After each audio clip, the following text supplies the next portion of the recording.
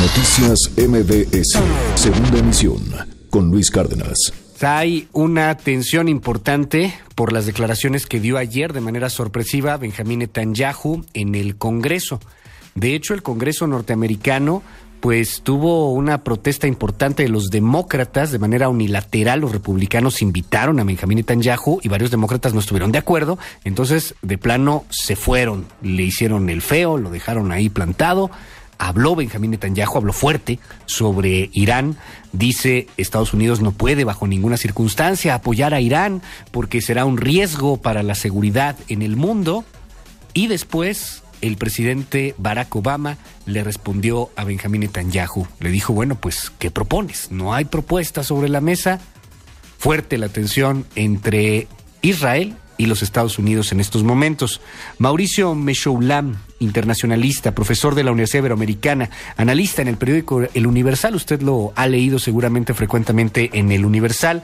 Mauricio, te agradezco que me tomes la comunicación. ¿Cómo estás? Hola Luis, un gusto saludarte a ti y a toda tu audiencia. Encantado de colaborar con ustedes. Siempre un placer, Mauricio. Oye, cuéntanos cómo lees, cómo ves esta situación. ¿Es más llamarada de petate o sí puede haber una tensión fuerte entre Israel y los Estados Unidos por este supuesto apoyo norteamericano a Irán para combatir al Estado Islámico de Irak? Mira, en realidad la tensión entre Netanyahu y Obama se viene construyendo desde hace bastante tiempo. Lo que sucede es que Netanyahu es un lobo de 7 mares y conoce todo el teje y maneje de la política interna estadounidense y juega bastante bien, juega bien en términos de eficacia, bastante bien a la oposición, ¿no? Juega muy bien a cómo penetrar las fibras que se van moviendo en el Congreso. Entonces este discurso estaba ya esperado, pero hay que entender aquí qué es lo que sucede. Lo que sucede es que quien invita a Netanyahu a hablar es el Congreso estadounidense en la voz del líder de la mayoría opositora, Boehner.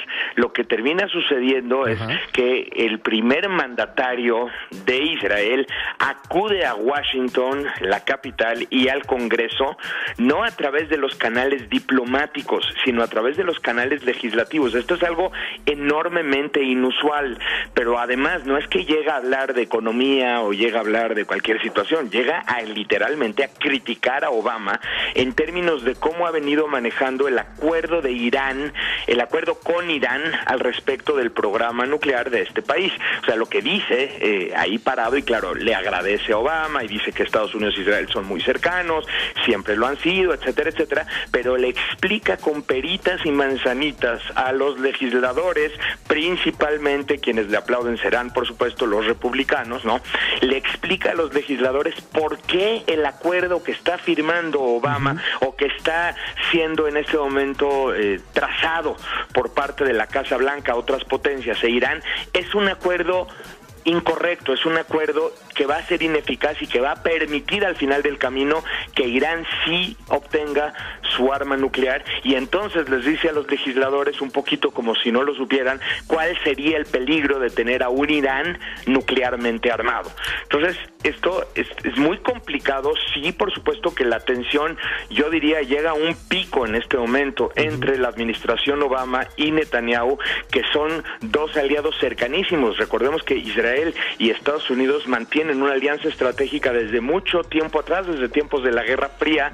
Israel obtiene su mayor provisión de armas, financiamiento, una parte de entrenamiento por parte de Estados Unidos. Entonces, raro ver este tipo de tensión generada entre dos grandes aliados, y la realidad va más allá de lo personal. O sea, aquí Estados Unidos, ahora sí retomo el tema con el que tú iniciaste, Estados Unidos ha tomado la decisión de acercarse a Irán, cosa que no había hecho en otro momento, no solamente por el problema del arma nuclear, sino del programa nuclear, sino que Estados Unidos decide equilibrar sus relaciones estratégicas en Medio Oriente precisamente debido a la emergencia de actores como el Estado Islámico. Entonces Estados Unidos considera que sin Irán es imposible combatir al Estado Islámico, y Estados Unidos empieza a manejar una política de mayor acercamiento con ese país. Y lo es, Mauricio, es imposible enfrentarse al Estado Islámico sin un Irán, actor estratégico sin Irán? Sí, ahí sí te puedo decir que sí, definitivamente, porque, bueno, esencialmente porque el Estado Islámico emerge y sobre todo va a tener un gran crecimiento en dos países de altísima influencia de Irán, tanto en Siria como en Irak. No olvidemos que Siria es gobernada finalmente por Assad, que es el mayor aliado de Irán, y por lo tanto Irán tiene una enorme injerencia en lo que pasa en Siria.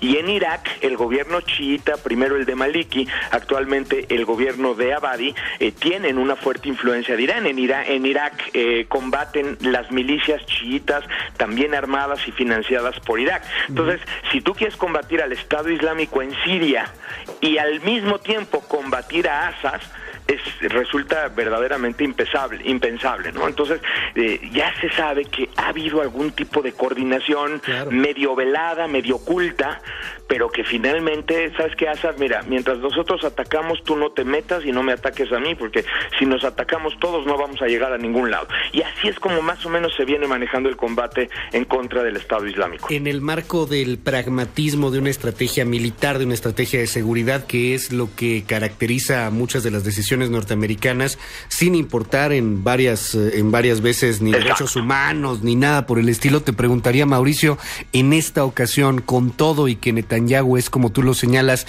lobo de 7 mares, pues tendrá que aguantarse. Bueno, sí, pero aquí lo que sucede es que también va a jugar enormemente un papel la política interna, porque no olvidemos que en todo el Congreso en este momento los republicanos tienen mayoría y los republicanos coinciden con Netanyahu. O sea, lo que sucede es que los argumentos de Netanyahu del día de ayer se vienen a sumar a los argumentos que ya venían presentando los republicanos tanto en la Cámara de Representantes como en el Senado. ¿Y esto cómo impacta? Pues muy fácil. Si Estados Unidos firma un acuerdo con Irán, ese acuerdo tendrá que pasar por el Congreso y el Congreso puede implementar toda clase de medidas, desde no ratificar el tratado, una atribución del Senado, por ejemplo, puede no ratificar el tratado que firme Obama, hasta imponer legislación que, por ejemplo, incremente el monto de sanciones a Irán o que haga mayores exigencias hacia Irán. Y los republicanos piensan hacerlo porque aquí ya tienes que ver todo el panorama general. Hay un pleito generalizado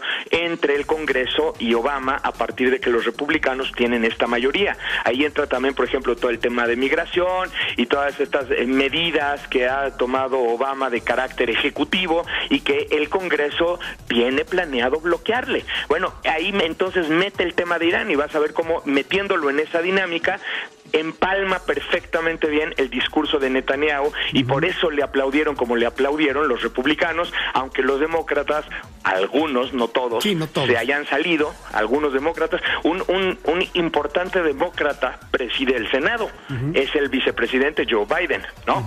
Ese no estuvo presente, por supuesto, porque dijo, no puede estar el vicepresidente en una sesión en la cual pues se va a mal hablar de Obama y de toda su estrategia, ¿no? A final de cuentas se está jugando en la política local, en la política regional norteamericana. Exacto, la política interna, ¿no? Y lo hace muy bien. Mira, cuando fue la campaña con Romney, entre Romney y Obama, la última campaña presidencial, ahora sí que Netanyahu estaba jugando al ladito de Romney, de verdad, y se venía, y haz de cuenta que fortalecía los argumentos de Romney. Entonces esta animadversión entre Obama y Netanyahu tiene ya una larga historia.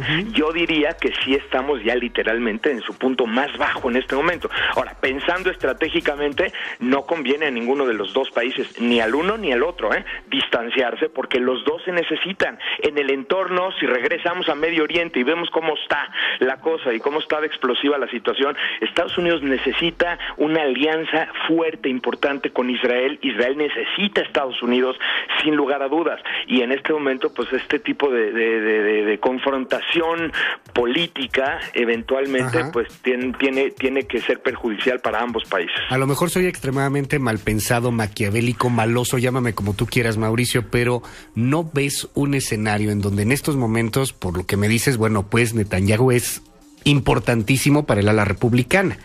y no estará siendo, pues de alguna forma, utilizado por los republicanos para dar un fuerte golpe a Barack Obama, tratar de influir en la siguiente elección, y en dado caso se ve todavía muy remoto, es muy temprano para hablar de ello, lo sé, pero si los republicanos obtuvieran el poder, si los republicanos regresaran a la Casa Blanca, pues de cualquier manera seguir con la estrategia, pactar como un socio con Irán para enfrentar al Estado Islámico. Mira, posiblemente sí, pero fíjate que lo que dices es importante. Definitivamente los republicanos están utilizando a Netanyahu y Netanyahu está utilizando a los republicanos. Agrego estos dos elementos.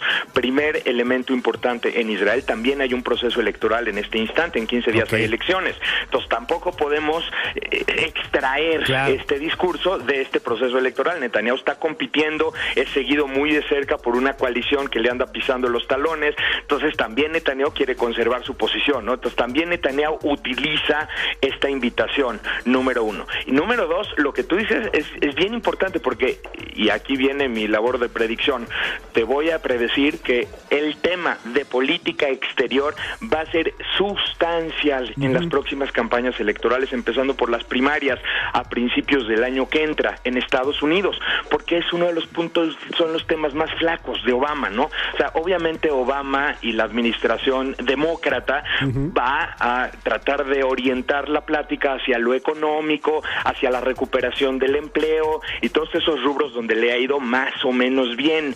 Y los republicanos van a llevarla toda la conversación hacia la debilidad de Obama, hacia la emergencia del Estado Islámico, hacia la debilidad de la estrategia de Obama para enfrentarlo. Entonces ahí es donde se insertan la lógica del discurso de Netanyahu, el cual, por supuesto que favorece la argumentación en contra de la política exterior llevada a cabo por Obama en lo general. Mauricio Meshoulam, muchísimas gracias por tomarme la comunicación, Mauricio, y bueno, pues si me permite seguimos en contacto. Siempre, por supuesto. Luis, un abrazo, un saludo a toda tu audiencia. Hasta pronto. Muchas gracias, Mauricio. Abrazo. Noticias MBS, segunda emisión, con Luis Cárdenas.